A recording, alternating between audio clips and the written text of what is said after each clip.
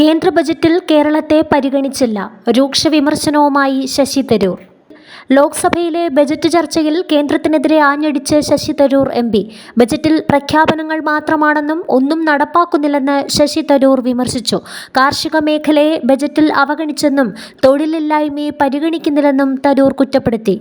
പ്രധാന പദ്ധതികൾക്ക് പോലും കുറവ് വകയിരുത്തലാണ് ബജറ്റിലുണ്ടായതെന്ന് വിമർശിച്ച തരൂർ കേരളത്തോട് കടുത്ത അവഗണനയാണ് കാണിച്ചതെന്നും കുറ്റപ്പെടുത്തി. കേരളത്തിന് ഇത്തവണയും എയിംസ് അനുവദിച്ചില്ല. കേരളത്തെ പരിഗണിക്കാത്തത് എന്തുകൊണ്ടാണെന്നും ശശി തരൂർ ചോദ്യമുന്നയിച്ചു. ബജറ്റിനെ വിമർശിച്ച് തരൂർ പുതിയ തൊഴിലുറപ്പ് പദ്ധതിയെയും കുറ്റപ്പെടുത്തി. സാധാരണക്കാരന്റെ അഭിലാഷങ്ങൾ പൂർത്തിയാക്കുന്നതല്ല ബജറ്റ്. തലക്കെട്ടുകൾ സൃഷ്ടിക്കാനുള്ള ശ്രമമാണ് കേന്ദ്രം നടത്തുന്നത്. നികുതി ഭാരം വ്യക്തികൾക്ക് മുകളിൽ കെട്ടിവയ്ക്കുന്നു. കർഷകർക്ക് ബജറ്റിൽ കാര്യമായ പ്രഖ്യാപനങ്ങളില്ല. കഴിഞ്ഞ തവണത്തേക്കാൾ കുറവാണ് ഇത്തവണത്തെ കർഷകർക്കുള്ള പ്രഖ്യാപനം. ഇത് ആശങ്കാജനകമാണെന്നും കർഷകരുടെ വരുമാനം ഇരട്ടിയാക്കുമെന്ന വാഗ്ദാനം പാഴായെന്നും തരൂർ വിമർശിച്ചു.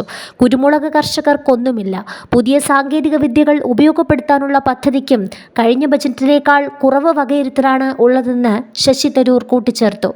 എന്റെ സംസ്ഥാനം വലിയ പ്രതിസന്ധികൾ നേരിടുന്നു. നഗരമേഖലകളിൽ തൊഴിലില്ലായ്മ വളരുന്നു. ഇത് യുവാക്കളുടെ സ്വപ്നങ്ങൾ തകർക്കുന്നു.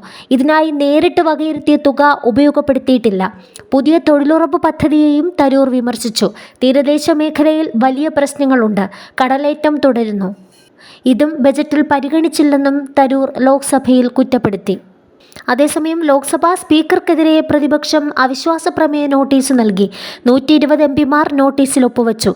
രാഹുൽ ഗാന്ധിക്ക് സംസാരിക്കാൻ അവസരം നിഷേധിച്ചുവെന്ന് ചൂണ്ടിക്കാട്ടിയാണ് നോട്ടീസ്. പ്രമേയം പരിഗണിക്കുമ്പോൾ ഓം ബിർള സ്പീക്കറുടെ സീറ്റിലിരിക്കാൻ പാടില്ലെന്ന് പ്രതിപക്ഷം ആവശ്യപ്പെട്ടു.